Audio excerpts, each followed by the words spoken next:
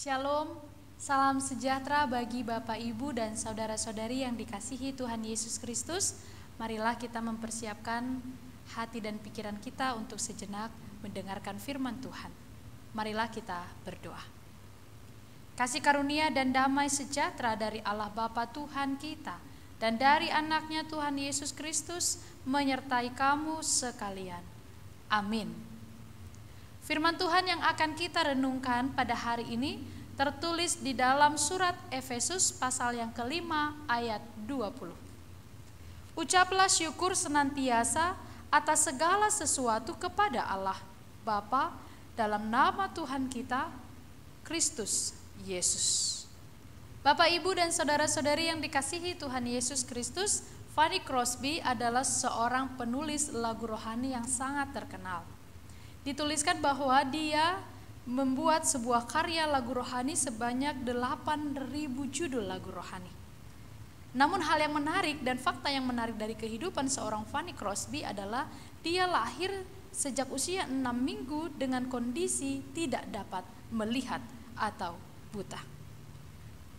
Dengan karunia yang dia miliki, walaupun dia buta, dia mampu menulis dan mengarang lagu-lagu rohani yang begitu banyak. Dan sepanjang usianya, di dalam kondisinya, dalam kebutaannya, ternyata Fanny Crosby tidak pernah mempersalahkan Tuhan. Ada suatu kali seorang temannya berkata, "Kamu adalah seorang yang memiliki talenta yang hebat, tapi sayang sekali bahwa kamu tidak dapat melihat." Lalu saudara-saudara, apakah jawaban dari Fanny Crosby? Ternyata dia berkata, "Seandainya pun aku lahir dan diberi kesempatan untuk dapat melihat, permintaanku adalah agar aku tidak dapat melihat." Lalu temannya bertanya, "Mengapa demikian?" Lalu dia menjawab, "Karena bila aku tidak dapat melihat di dunia ini, nanti ketika di surga, yang pertama dapat aku lihat adalah wajah Tuhan." Saudara-saudari, kehidupan Fanny Crosby menunjukkan betapa dia selalu bersyukur di dalam kehidupannya, walaupun dia memiliki kekurangan secara fisik. Nah, hari ini mengajak kita untuk selalu mengucap syukur. Dikatakan bahwa ucaplah syukur senantiasa atas segala sesuatu. Ada 2 kata penekanan di dalam mengucap syukur. Yang pertama, mengucap syukur harus dilakukan senantiasa. Kata senantiasa ini berarti adalah berbicara atau menunjuk kepada masalah waktu. Sedangkan yang kedua, mengucap syukur itu juga ditekankan harus dilakukan dengan senantiasa. Senantiasa berarti berbicara atau menunjuk kepada masalah situasi dan kondisi. Dengan demikian, Nats hari ini mengatakan kepada kita, mengucap syukurlah dalam segala sesuatu, dalam segala kondisi, dalam segala situasi. Tidak ketika kita bahagia atau ketika kita merasa keberuntungan, bukan.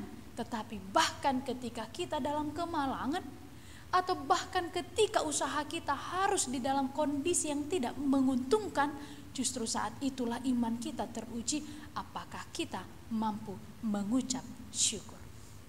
Bapak, Ibu, dan saudara-saudari yang dikasihi Tuhan Yesus Kristus, nas hari ini sebenarnya dituliskan oleh seorang Rasul Paulus yang pada waktu itu dia dalam kondisi yang tidak menyenangkan. Dia juga adalah seorang tahanan yang harus mengirimkan surat penguatan kepada jemaat di Efesus pada waktu itu. Tetapi dia mampu mengucap syukur di dalam penderitaannya. Bagaimana dengan kita hari ini? Seberapa banyak penderitaan Bapak, Ibu, dan saudara-saudari yang alami? Apakah lebih banyak keluhan-keluhan yang kita ucapkan atau ucapan syukur yang kita naikkan? Ketika bangun pagi hari, kita melihat segala hal yang rumit dalam hidup kita, mampukah kita mengucap syukur? Atau kita sudah mengeluh? Atau kita sudah berputus asa, Tuhan, mengapa harus begini?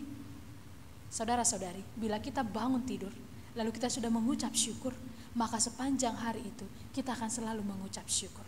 Tapi ketika kita bangun, diawali dengan keluhan, maka sepanjang hari itu kita akan terus mengeluh. Kenyataan dan fakta yang sering kita alami adalah kita lebih sering mensyukuri hal-hal yang baik. keberhasilan, menyenangkan, menguntungkan, menggembirakan, jika sembuh dari sakit, jika lulus dari ujian, jika mendapat pekerjaan. Tetapi adakah kita bersyukur dan tetap berdoa kepada Tuhan ketika kita tidak mendapatkan pekerjaan, ketika kita tidak lulus ujian, ketika kita tidak sembuh dari sakit kita, tak kunjung menerima pemulihan? Dapatkah kita selalu bersyukur? Tentu ini sangat sulit rasanya. Tapi Bapak, Ibu, dan saudara-saudari, hari ini marilah kita sungguh-sungguh menyelami firman Tuhan ini.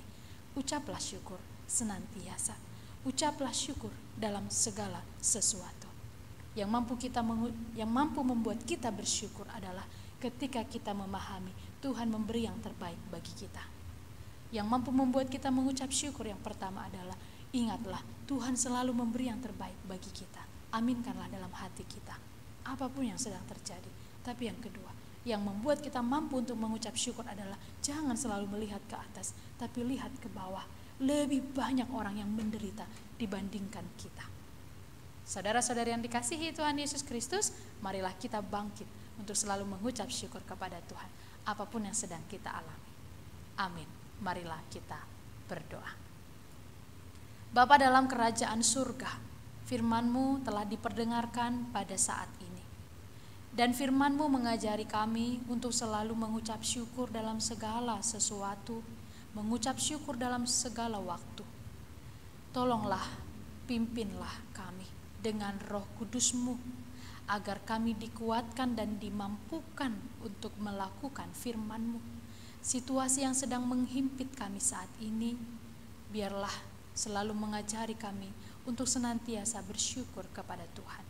Hari ini ya Tuhan, di dalam segala aktivitas dan pekerjaan kami, keluarga kami serahkan ke dalam tangan pengasihan Tuhan. Ampunilah dosa dan kesalahan kami. Di dalam pengasihan anak-Mu Tuhan Yesus Kristus kami berdoa dan mengucap syukur. Anugerah dari Tuhan kita Yesus Kristus, kasih setia dari Allah Bapa, dan persekutuan dengan Roh Kudus menyertai kamu sekalian. Amin.